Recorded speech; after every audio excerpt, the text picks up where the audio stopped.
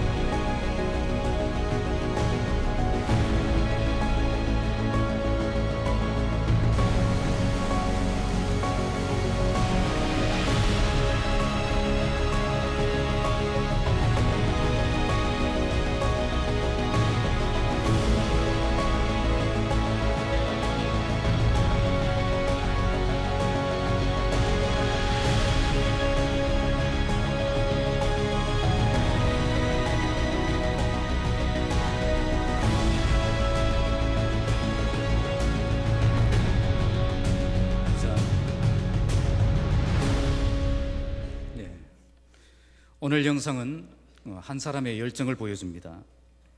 1960년에 인도네시아 젠다라는 숲에서 큰 화재가 나서 그 마을은 완전히 황폐한 땅이 됩니다. 그래서 건기에는 가뭄이, 우기에는 홍수가 이렇게 범람하는 땅이 되고 말았습니다. 농사를 지을 수 없을 정도로 상황이 악화되자 마을 사람들은 혹독한 가난에 시달려야 했습니다. 이때 한 사람의 열정이 그 마을의 운명을 바꾸는 그 일이 시작됩니다. 그는 본래 자기가 재배했던 정향나무를 아닌 아무짝에도 쓸모없는 이 반얀나무를 심기 시작했습니다. 주변에서 미쳤다는 소리가 들립니다. 이렇게 주변에서 미쳤다는 소리가 들리면 그 사람은 열정을 가진 사람입니다. 그러나 아무리 주변에서 미쳤다고 조롱해도 그는 끝까지 나무를 심습니다. 왜냐하면 그 나무는 지하에 물을 저장해서 공급하는 나무였기 때문입니다. 그는 혼자서 이 나무를 20년 동안 2만 그루의 나무를 심습니다. 그리고 100만 평의 땅이 다시 숲의 모습을 되찾게 만듭니다. 황폐한 땅에 다시 물이 흐르기 시작했고 사람들은 다시 농사를 짓기 시작했고 드디어 그 마을은 가난에서 벗어납니다. 바로 이것이 열정입니다. 그에겐 분명한 비전이 있었기 때문에 이처럼 열정을 쏟으며 끝까지 도전했고 결국 이런 열정을 통해서 황폐한 땅에 샘물이 흐르는 그런 변화가 일어나게 된 것입니다. 우리는 지금 느헤미야 말씀을 묵상하고 있습니다. 지금까지 하나님께서는 느헤미야를 만남을 통해, 눈물을 통해, 기도를 통해 느헤미야를 사명자의 자리에 세우셨습니다. 그리고 하나님의 때를 기다리며 준비하고 하나님의 때에 결단하게 하시고 그리고 하나님의 손이 나를 도우시는 것을 경험하게 하셔서 사명을 감당할 수 있는 자리 예루살렘까지 인도해 주셨습니다. 이제 하나님은 느헤미야에게 어떻게 역사하실까요? 오늘 본문은 그것을 우리에게 보여줍니다. 바로 그것은 그에게 열정을 주시는 것입니다. 사명의 자리에 부르시고 사명의 자리로 인도하신 하나님은 이제 그에게 사명에 대한 열정을 주시는 것입니다. 이 열정을 가지고 그는 더 열심히 준비하고 또 도전하고 또 방해를 극복하는 삶을 살게 하신 것입니다. 이처럼 하나님은 우리에게 어떤 사명을 맡기실 때에 열정을 주십니다. 하나님의 일은 하나님이 주신 열정으로 감당할 수 있습니다. 그래서 열정을 가지고 최선을 다해 준비하게 하시고 열정을 가지고 사람들을 도전하게 역량을 받게 하시고 대적하는 자들의 그 도전을 이겨내게 하시는 것입니다. 하나님의 일은 이처럼 열정을 가진 그 한 사람의 그 열정을 통해서 시작됩니다. 오늘 예배하는 우리가 이렇게 열정을 가진 그 한 사람이 되시길 바랍니다. 그래서 우리 교회가 이렇게 뜨거운 열정을 가진 사람들로 충만하여서 하나님의 놀라운 역사가 끊임없이 일어나는 교회로 세워지기를 주님의 이름으로 축복합니다. 첫 번째는 열정적으로 준비하게 하십니다. 11절에서 16절인데요 11절 함께 읽겠습니다. 시작. 내가 예루살렘에 이르러 머무른 지 사흘 만에. 오늘 본문은 내가 예루살렘에 이르러 머무른 지 사흘 만에 라고 시작합니다. 당시 페르시아에서 수산까지의 여행거리는 최소한 3개월이 걸리는 긴 여행길입니다. 느헤미야는 그 여행길에서 있었던 그런 에피소드는 한마디도 하지 않습니다. 그냥 생략해버립니다. 그리고 예루살렘에 도착한 후에 3일 동안 휴식 기간을 보낸 것을 말씀합니다. 그러니까 예루살렘 성벽을 재건하는 일과 직접 관련이 없는 일은 다 생략해버린 것입니다. 그런데 유독 3일 동안 휴식을 취한 것은 기록했습니다. 에스라 8장에도 보시면 2차 포로 귀환을 이끄는 그 에스라가 이 또 페르시아에서 예루살렘으로 귀환한 뒤에 그도 3일 동안의 휴식 시간을 가졌다는 것을 말씀하고 있습니다. 그러니까 당시 사람들은 이렇게 긴 여행길을 걸어온 뒤에 최소한 3일 정도는 휴식 시간을 가져야 이렇게 회복될 수 있었다는 것을 알 수가 있습니다. 이 정도는 쉬어야 충분히 회복되어서 사역을 시작할 수는 있었던 것입니다. 그래서 느헤미야가 3일 동안의 휴식 시간을 가졌다는 것은 필요 이상의 긴 휴식 시간을 갖지 않았다는 것을 우리에게 보여줍니다. 그렇다고 해서 또 아직 회복되지도 않았는데 성급하게 일에 뛰어든 것도 아니라는 것을 또 보여주는 것입니다. 느헤미야를 계속 읽어보시면 그는 52일 만에 성벽 재건 공사를 완공합니다. 중간에 쓰러지지 않고 이처럼 추진력을 가지고 일을 감당하려면 그만큼 충분한 에너지를 비축하고 시작해야 되는 것입니다. 의욕만 가지고 열심히 달려든다고 성공적인 사역자가 되는 것이 아닙니다. 정말 성공적인 사역자가 되려면 잘 쉴 줄 알아야 됩니다. 너무 퍼져서 못 일어날 정도로 그렇게 너무 많이 쉬면 안 되고 지치지 않고 끝까지 달려갈 수 있도록 충분히 쉬면서 에너지를 보충하고 준비하고 또 시간을 충실하게 갖는 것이 필요한 것입니다. 자, 12절 함께 읽겠습니다. 시작. 내 하나님께서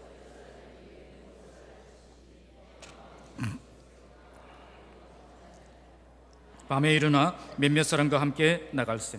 내가 탄 짐승 외에는 다른 짐승이 없더라. 여기에 내 하나님께서 예루살렘을 위해 무엇을 할 것인지 내 마음에 주신 것을 이라고 말씀하죠. 내 마음에 주신 것을, 이 말은 원문의 뜻은 하나님이 내 마음에 심어주신 것이라는 뜻입니다. 느헤미야가 예루살렘 성벽 재건을 위해서 어떤 일을 해야 될 것인가를 하나님께서 느헤미야의 마음에 심어주셨다는 겁니다. 그러니까 느헤미야는 3일 동안 휴식하면서 하나님이 그 마음에 감동을 주실 때까지 기다렸던 것입니다. 하나님의 일은 하나님의 감동을 통해서 계획되고 시작되어야 되기 때문입니다. 인간의 서투른 발상과 계획으로 성급하게 일을 시작했다가는 낭패를 보기가 십상이기 때문입니다. 그래서 하나님은 일을 시작하기 전에 우리에게 먼저 감동을 주십니다. 하나님의 기쁘신 뜻을 위해 우리 안에 소원을 주시고 행하게 하시는 것입니다. 하나님의 영광을 위해서 내가 어떤 일을 해야 되는가, 그 결단을 하게 만드는 것입니다. 이처럼 강력한 열정이 일어나면 그때 일어나 주를 위해 일할 수 있게 되는 것입니다. 이때 그가 가장 먼저 하는 일이 무엇입니까? 그는 먼저 이런 마음을 아무에게도 말하지 않았다고 말씀합니다. 왜 아무에게도 말하지 않았을까요? 지금 예루살렘 주변에는 수많은 대적들이 노리고 있습니다. 게다가 사마리아 총독들이 심어놓은 이 정탐꾼들이 예루살렘 안에도 많이 있었습니다. 이런 사실은 나중에 느헤미야가 성벽 재건을 선포하고 도전하고 시작했을 때에 대적들이 곧바로 이렇게 그 일을 방해하기 위해서 반응하고 달려드는 것을 보면 알 수가 있습니다. 멀리 떨어져 있던 그들이 어떻게 곧바로 알고 그렇게 달려들었겠습니까? 바로 지금 내부 예루살렘 성 안에는 그들이 심어놓은 그런 그들과 내통하는 그런 내부 고발자들이 있었다는 겁니다. 그래서 그는 밤에 일어나서 무너진 예루살렘 성벽을 살펴보는 일을 시작합니다. 이것은 느헤미야가 일을 시작하기 전에 먼저 일을 파악하려는 자세를 가지고 있었다는 것을 잘 보여줍니다. 지금 일어난 현실을 직접 눈으로 보고 어떻게 계획을 세워야 할 것인지 고민하는 시간을 갖기 위해 밤에 일어난 것입니다. 지도자는 절대 공상의 세계에 빠져 있어서는 안 됩니다. 주변 사람들의 말만 듣고 편협적인 시각을 가지고 있어서도 안 됩니다. 실제 현장을 바라보고 바른 분석을 하고 바른 판단을 할 수 있어야 되는 것입니다. 그러기 위해서 나를 향한 긍정적인 소리뿐 아니라 나를 향한 부정적인 소리도 정직하게 받아들여서 참된 대책을 세울 수 있어야 되는 것입니다. 그런데 왜 밤에 일어났을까요? 대적들의 눈을 피해서 은밀하게 성을 파악하기 위해서 그렇게 한 것입니다.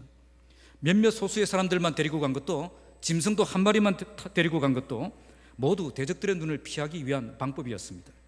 그렇지 않으면 일을 시작해 보기도 전에 강력한 그런 방해 공격을 받을 수가 있기 때문입니다. 자, 13절 함께 읽겠습니다. 시작. 그 밤에 골짜기 문으로 나가서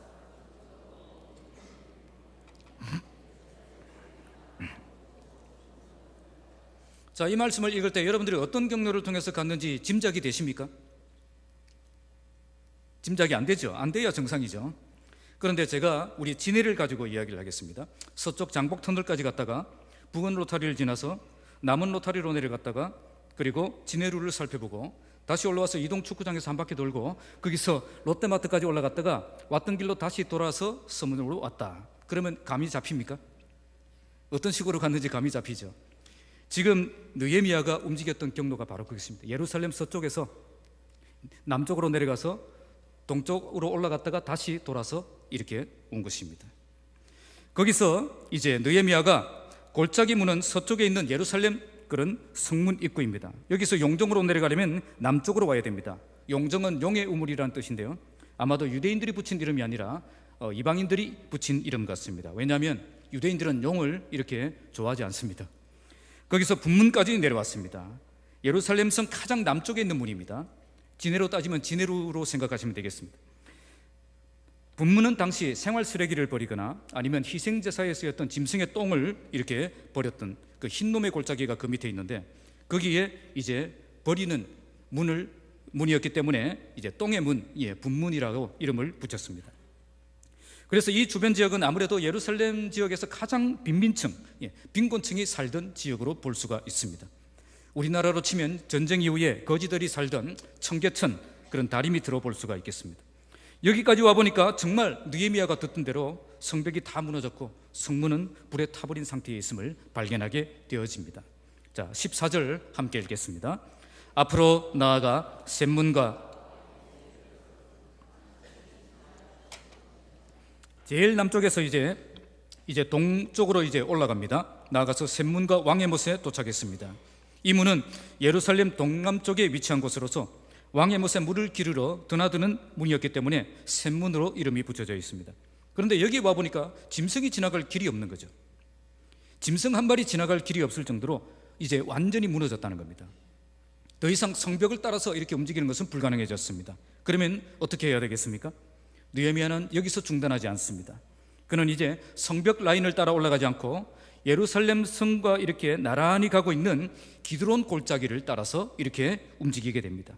기드론 골짜기를 따라서 쭉 올라가면서 이렇게 위를 바라보면서 성벽을 관찰하게 되어집니다. 자, 15절 함께 읽겠습니다. 시작.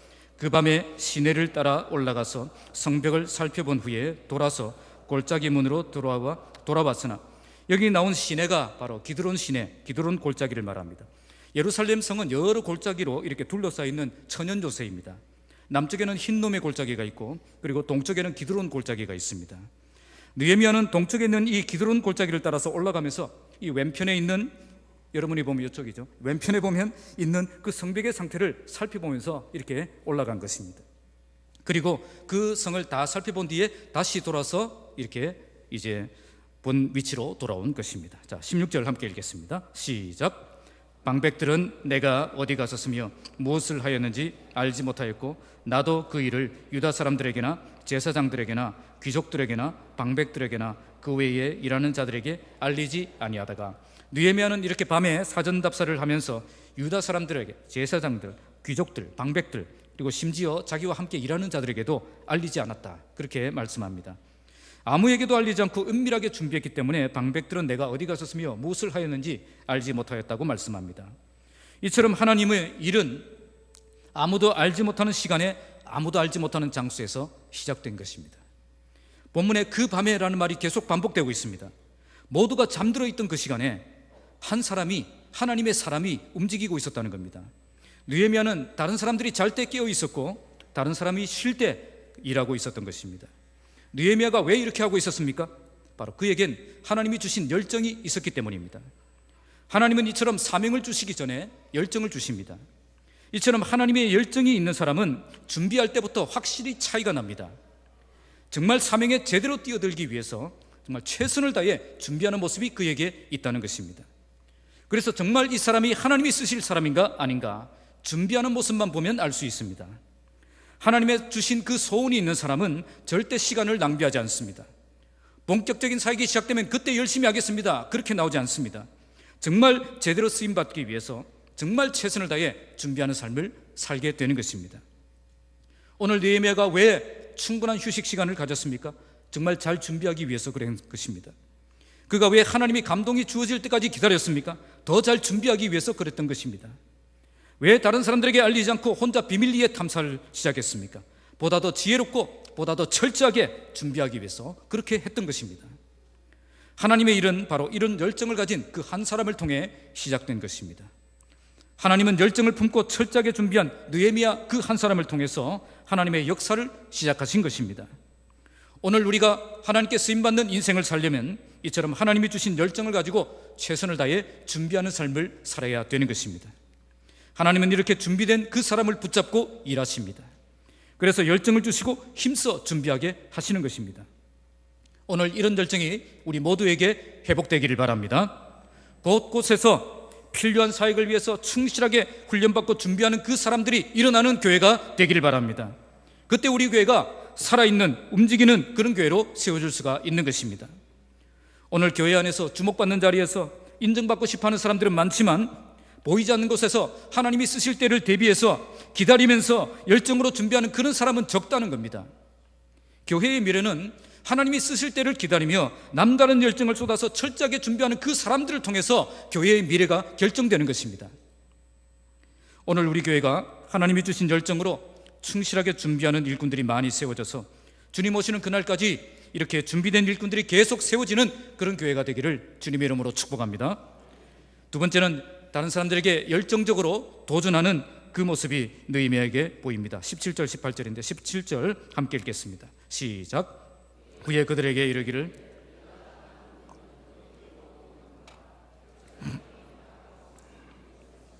자 예루살렘 성을 건축하여 다시 수치를 당하지 말자 하고, 본문은 후에라고 말하죠. 얼마 동안의 기간이 지나갔는지는 모릅니다.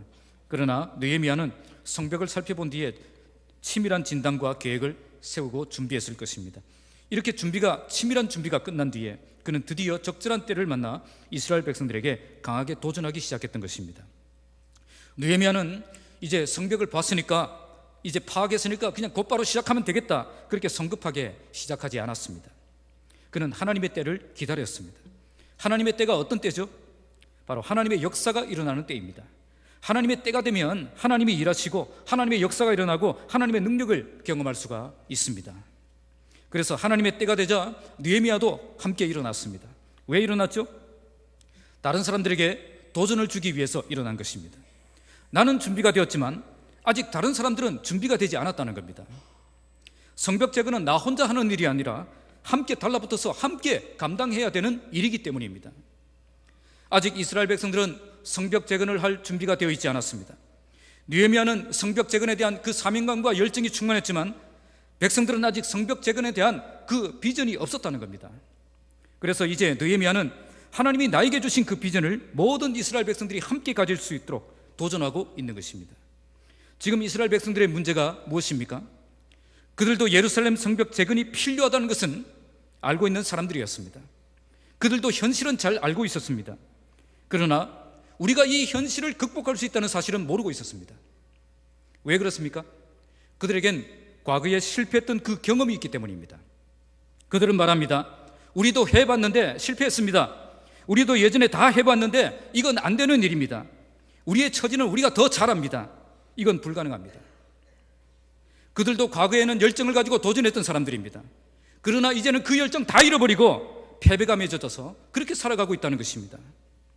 이런 사람들을 어떻게 일어나게 만들어서 함께 이 거룩한 사역에 동참하게 하겠습니까? 바로 열정입니다. 열정이 잠든 심령을 깨울 수가 있는 것입니다. 열정을 가진 사람이 죽은 영혼을 살리는 것입니다. 열정을 가지고 도전할 때 사람들의 마음이 움직이고 일어날 수 있는 것입니다. 오늘 느헤미야는 이 열정을 가지고 그들을 향해 도전합니다. 먼저 그는 우리가 당한 곤경이라고 말합니다. 느헤미야는 이 문제가 그들만의 문제가 아니라 바로 나의 문제라고, 우리의 문제라고, 우리가 함께 지고 가야 될 문제라고 말하고 있는 것입니다. 이걸 통해 나도 이 문제에 함께 동참해서 우리가 함께 지고 가겠다는 그 의지를 보여준 것입니다. 대부분의 사람들은 그 사람이 하는 말이 맞기 때문에, 바른 말이기 때문에 따르지 않습니다. 그 사람의 말에서 진정성이 느껴질 때 그때 따르는 것입니다. 그래서 아무리 바른 말이라고 해도 진정성이 느껴지지 않으면 사람들은 절대 설득되지 않습니다. 그래서 바른 말을 하는 것보다 더 중요한 것은 진정한 사랑과 관심을 담은 말을 하는 것입니다. 이렇게 진심을 담아 말을 했을 때에 사람들이 마음이 움직이기 시작했습니다. 지금 느헤미야가 한 말은 예루살렘 백성들이 모르는 내용이 아닙니다. 그들도 현실을 정확하게 보고 있었고 이것을 극복해야 된다는 그 사실은 알고 있었습니다. 그러나 그들은 다시 일어서서 도전하고 싶은 그 마음이 없었다는 겁니다. 그래서 교회는 바른 말보다 진심이 담긴 말들이 오고 가야 됩니다. 진심이 담기지 않는 바른 말, 바른 충고, 사람들에게 상처만 주고 아픔만 주게 되어 있습니다. 그래서 먼저 바른 말을 하는 것이 중요한 것이 아니라 먼저 진심이 전달될 수 있도록 신뢰를 회복하고 관계를 회복하는 것, 그것이 더 중요하다는 것입니다. 그런데 이것만으로도 충분하지 않았습니다. 지금 그들은 현실을 직시하게 되었고 이 현실을 극복해야 된다는 그 마음을 함께 품게 되었습니다. 그러나 그들은 쉽게 결단을 내리지 못하고 있습니다. 왜 그랬을까요? 자신감입니다. 자신감이 없기 때문입니다. 이제 무엇을 해야 되는가는 이제 알았는데 그것을 해낼 수 있는 그 자신감이 아직 회복되지 못했기 때문입니다. 왜 그들은 자신감이 없었을까요? 하나님의 능력을 보는 것이 아니라 나의 능력을 보기 때문입니다. 나의 능력을 보니 이 일은 도무지 우리가 할 수 있는 일이 아니라는 거죠. 내가 뛰어들 수 있는 일이 아니라는 겁니다. 이처럼 하나님의 능력을 볼 수 없고 나의 한계 때문에 갈등하는 그 사람에게 필요한 것이 무엇이겠습니까? 바로 간증입니다. 간증은 내가 경험한 하나님을 그에게 보여주는 것입니다. 이런 간증을 통해서 나의 능력이 아닌 하나님의 능력을 보게 만드는 것입니다. 그래서 느헤미야는 그들에게 간증을 합니다. 이런 간증을 통해서 지금 하나님이 얼마나 놀랍게 역사하고 계시는지를 그들에게 보여주고 그들에게 도전하여서 함께 우리가 뛰어들자고 그들에게 도전하고 있는 것입니다. 자, 18절 함께 읽겠습니다. 또 그들에게 하나님의 선한 손이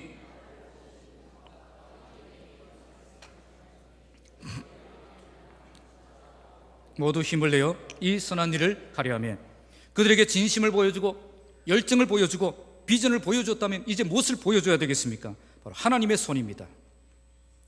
느헤미야는 이 하나님의 선한 손이 나를 도우신 일에 대해서 간증합니다. 하나님의 손은 하나님의 능력을 의미합니다. 느헤미야는 지금 자신의 능력을 보여준 것이 아니라 하나님의 능력을 보여주는 것입니다. 지금 자기에게 함께 하시는, 능력으로 함께 하시는 그 하나님의 손을 예루살렘 시민들에게 보여주고 있는 것입니다. 하나님의 선한 손이 나를 도우니까 어떤 일이 일어났습니까? 페르시아 왕의 마음이 움직였습니다. 페르시아 왕이 어떤 왕이었습니까? 예루살렘 성벽 재건을 중단시킨 왕이었습니다. 그런데 하나님이 역사하시니까 그 왕의 마음이 움직인 것입니다. 이런 하나님의 도우심이 있었기 때문에 느헤미야가 지금 여기까지 오게 된 것입니다. 이렇게 백성들에게 하나님의 손을 보여주니까 백성들이 어떻게 되었습니까? 우리가 일어나 건축하자. 그들이 드디어 결단하고 일어나기 시작했습니다. 그리고 그들은 모두 힘을 내어 이 선한 일을 하려고 했다고 말씀합니다. 원문에는 분명히 나와 있는데 우리말 성경에는 싹 빠진 그런 번역이 있습니다. 왜 이걸 뺐는지 모르겠어요. 이게 굉장히 중요한 표현인데 이것이 빠져 있습니다. 그것은 바로 그들의 손으로라는 표현입니다. 그들의 손으로. 그들은 모두 힘을 내어 그들의 손으로 이 선한 일을 하려고 했다. 이렇게 원문은 정확하게 이야기하고 있습니다. 하나님의 손을 보여주니까 어떤 일이 일어났죠? 이제 그들의 손이 하나님의 일을 하는 손이 되었다는 겁니다. 그들의 손이 힘을 얻어서 하나님의 일에 뛰어드는 손이 되었다는 것입니다. 지금까지 그들이 주저했던 이유가 어디에 있었습니까? 바로 나의 손을 보았기 때문입니다. 나의 손만 보니까 안 된다고 결론 내리고 물러나 있었던 것입니다. 이 손으로 무엇을 할 수 있겠느냐? 그렇게 생각했던 거죠. 그런데 느헤미야가 간증을 통해서 하나님의 손을 보여주니까 그 하나님의 손을 보는 순간 그들의 생각이 바뀐 것입니다. 지금까지 이 손으로 무엇을 할 수 있겠느냐, 그렇게만 생각했던 그 사람들에게 내게 능력 주시는 자 안에서 내가 모든 것을 할 수 있다는 그 믿음이 생긴 것입니다. 그래서 그들은 이제 더 이상 물러나지 않고 그들의 손으로 이 선한 일을 하려고 함께 일어나게 된 것입니다. 바로 이것이 느헤미야의 열정입니다. 한 사람의 열정이 하나님의 손을 보게 만들었고 우리의 손을 힘을 합하여서 일어나게 만든 것입니다. 우리의 손만 보고 주저하는 그 사람들에게 믿음과 용기를 심어줘서 우리와 함께 하시는 그 하나님의 놀라운 일을 행하실 것을 믿고 일어나게 만든 것입니다. 이런 열정으로 도전하기 위해 느헤미야에게 필요했던 것이 무엇이었습니까? 바로 간증입니다. 간증은 하나님을 경험하지 못하는 무딘 마음을 깨우는 힘이 있습니다. 간증을 통해서 힘을 잃은 영혼들이 믿음을 회복하고 담대함을 회복하고 하나님을 신뢰하며 나아가서 대적의 문을 치하는 역사가 일어나게 되는 것입니다. 오늘 우리 교회 안에도 많은 간증들을 통해서 하나님의 손을 보여주는 교회가 되기를 바랍니다. 그래서 나의 손만 보고 주저하는 그 사람들, 갈등하며 물러나 있는 그 사람들에게 믿음과 용기를 회복시켜 주시고 전능하신 하나님이 나를 통해 놀라운 일을 행하실 것을 믿고 결단하며 일어나는 역사가 일어나는 우리 북부교회가 되기를 주님의 이름으로 축복합니다. 마지막 세 번째는 열정적인 방해입니다. 자, 19절에서 20절인데요 19절을 함께 읽겠습니다. 시작. 호론 사람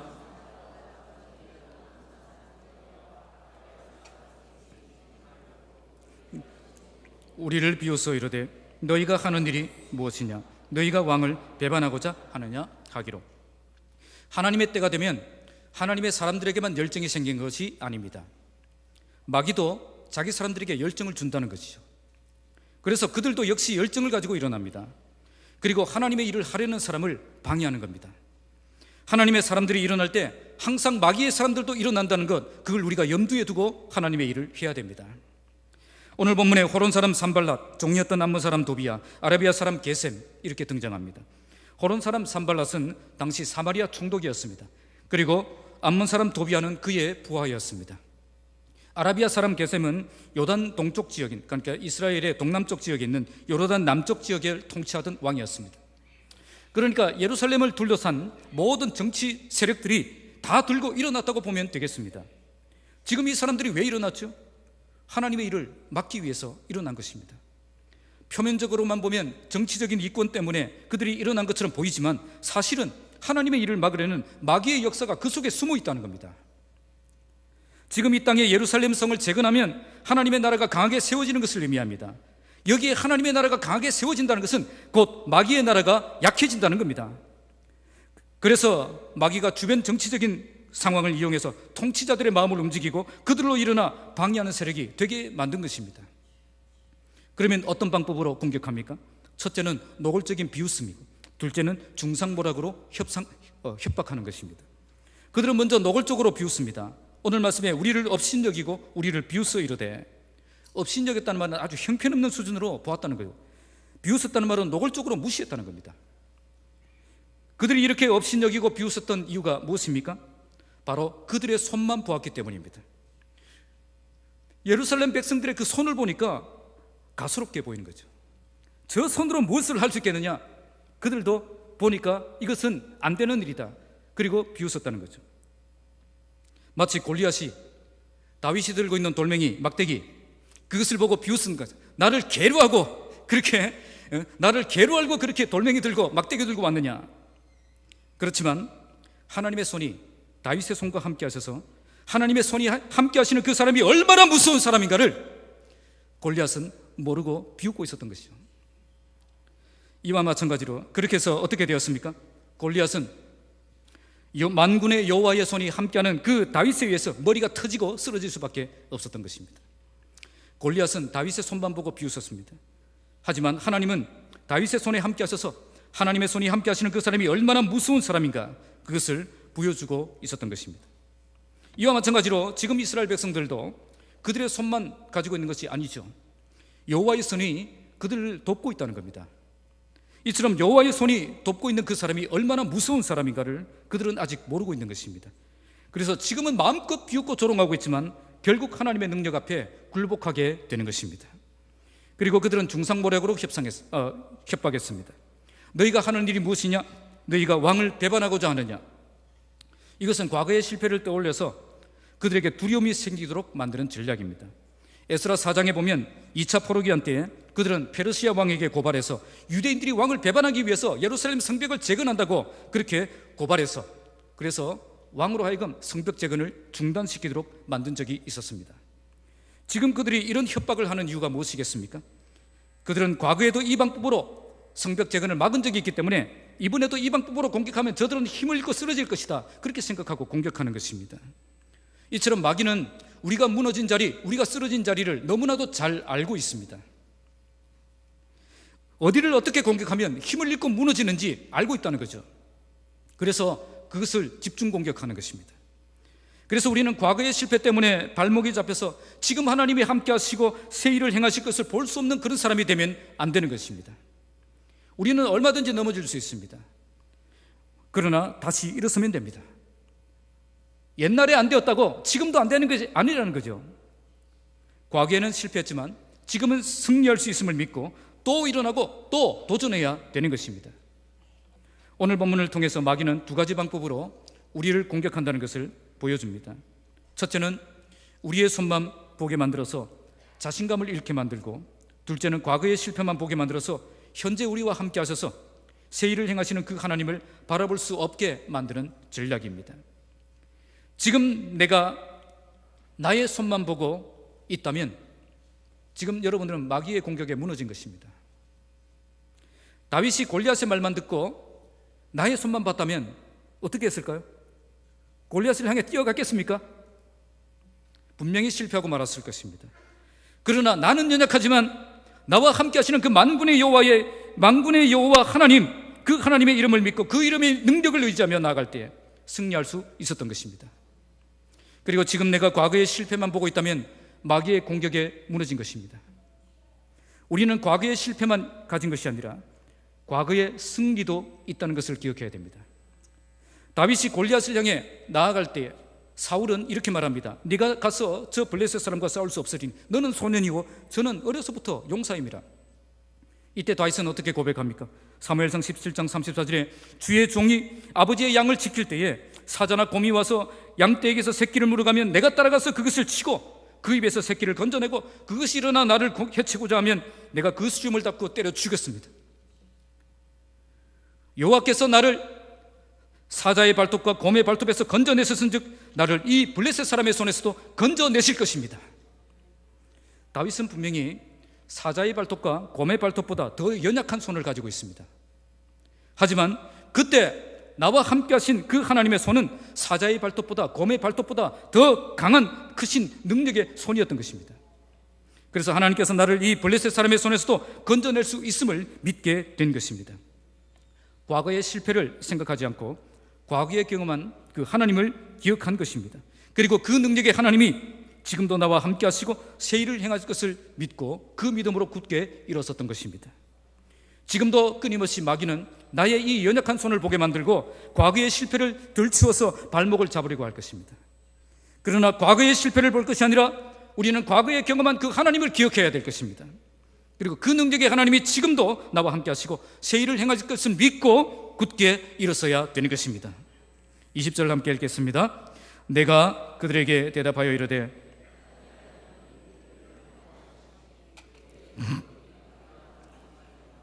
오직 너희에게는 예루살렘에서 아무 기업도 없고 권리도 없고 기억되는 바도 없다 하였느니라. 느헤미야는 대적들의 공격에 어떻게 대응합니까? 먼저 그는 그들과 직접 대면해서 논쟁하지 않았습니다. 사실 성벽 재건 공사를 허락한 왕의 조서를 보여주기만 해도 충분히 반박할 수 있겠죠. 그러나 그걸 보여주지 않았습니다. 인간적인 권세를 의지하지 않고 그는 더 높은 권세를 가지신 하나님의 권세를 의지했던 것입니다. 그래서 지금 이 일은 페르시아 왕의 도움으로 하는 것이 아니라 하나님의 능력으로 감당하고 있음을 그들에게 선포한 것입니다. 우리에겐 하나님의 도우심만 있으면 된다는 겁니다. 다른 어떤 그 도움도 필요하지 않다는 거죠. 바로 진정한 능력은 하나님의 능력임을 알았기 때문입니다. 오늘 느헤미야는 그들을 향해 어떻게 말하고 있습니까? 하늘의 하나님이 우리를 형통하게 하시리니 그의 종들인 우리가 일어나 건축하리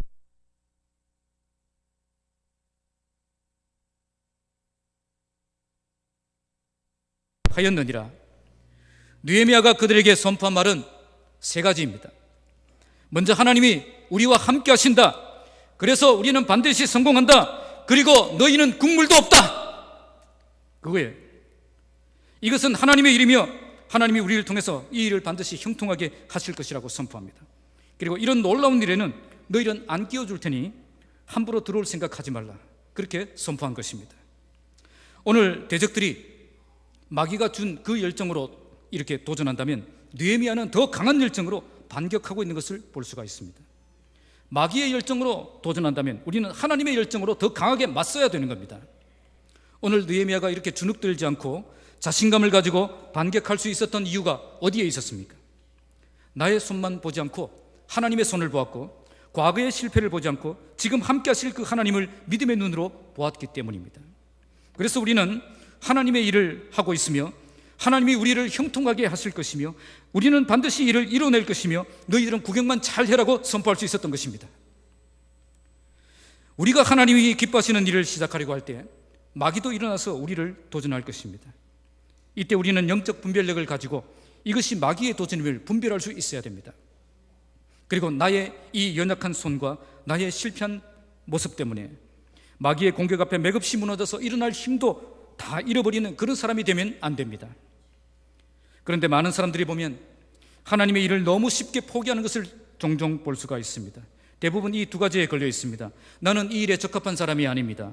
나도 열심히 해봤는데 안 되었습니다. 이 두 가지 문제예요.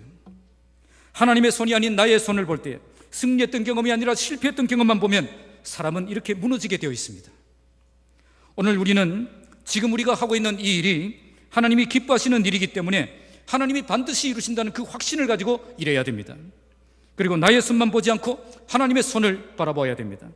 과거의 실패를 보지 않고 지금 함께 하실 그 하나님을 믿음의 눈으로 볼 수 있어야 됩니다.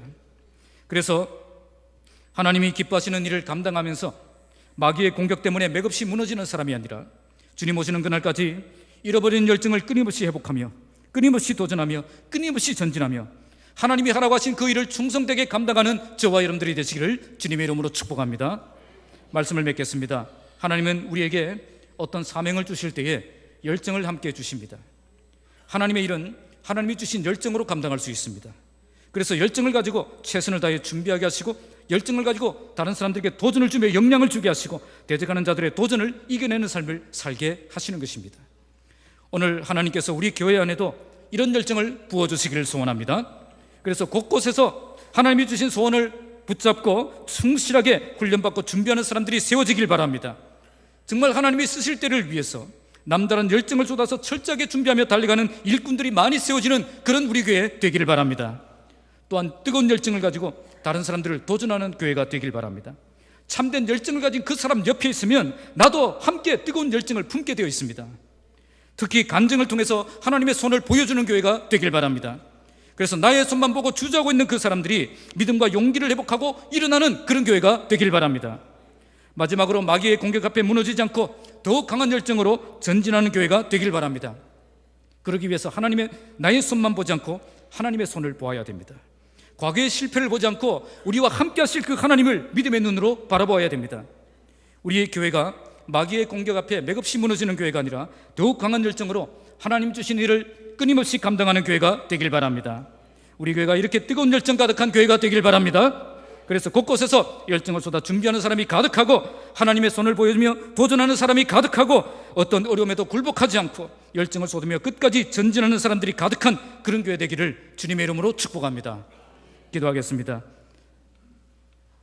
오늘 우리 교회가 하나님이 주신 열정으로 일어나는 교회가 되게 하여 주시옵소서. 곳곳에서 하나님이 쓰실 때를 위해 충실하게 훈련받고 준비하는 사람들이 많아지게 하여 주시고 뜨거운 열정 가지고 하나님의 손을 보여주며 다른 사람들에게 용기와 믿음을 회복시켜주는 일꾼들이 세워지는 교회 되게 하여 주시옵소서. 나의 손만 보지 않고 하나님의 손만 보게 하여 주시고 과거의 실패가 아닌 미래에 함께 하실 그 하나님을 믿음의 눈으로 바라보게 하여 주시고 더욱 강한 열정으로 일어나 하나님이 하라고 하신 그 일을 더욱 잘 감당하는 우리 교회 되게 하여 주시옵소서. 우리 교회에 뜨거운 열정으로 가득 채워주실 하나님을 기대하며 예수님의 이름으로 기도드립니다. 아멘. 세랍중창단 하나님께 찬양으로 영광 돌리실 때에 준비하신 예물을 하나님 앞에 드리겠습니다.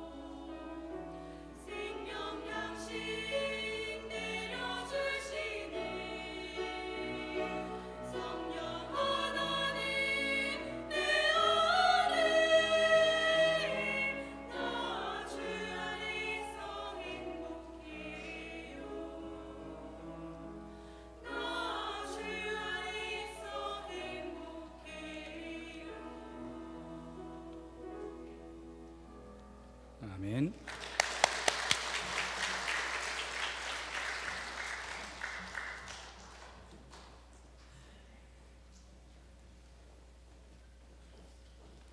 기도하겠습니다. 세랍 중장단의 아름다운 찬양을 받아주시고 우리 중장단이 계속하여 하나님께 크게 쓰임받는 귀한 찬양단 되게 하여 주시옵소서. 오늘 하나님, 우리가 하나님의 일을 할 때에 하나님 우리에게 주신 그 열정을 잃어버리지 않고 열심히 도전하는 그런 삶을 살게 해주시길 원합니다. 지금까지 우리가 열정 없이 하나님의 일을 했던 것을 용서해 주시고 이제는 더욱 하나님이 주신 그 열정 잃어버리지 않고 최선을 다해 잘 준비하고 또 옆에 사람을 이끌고 또 모든 대적들의 방해를 이겨내는 삶을 살게 하여 주시옵소서. 오늘도 우리에게 주신 크신 은혜 감사하며 우리의 정성을 모아 하나님 앞에 예물을 올려드립니다. 이 예물 드린 손길마다 우리 하나님께서 두 손 들어 축복해 주시고 우리의 가정이 복을 받고 우리의 생업이 복을 받고 우리의 자손들이 복을 받고 그래서 하나님의 복을 풍성히 받아서 날마다 감사와 찬송이 넘치게 하여 주시며 많은 사람들에게 하나님의 은혜를 나누는 복의 통로로 쓰임받을 수 있도록 인도하여 주시옵소서. 우리 교회가 참으로 헌신된 하나님의 일꾼들이 더욱 많이 세워지게 하여 주시고 더욱 하나님 주신 사명을 충실하게 감당하는 교회가 될 수 있도록 은혜를 베풀어 주시옵소서. 이 예물이 쓰이는 것마다 주님의 능력이 나타나며 주님의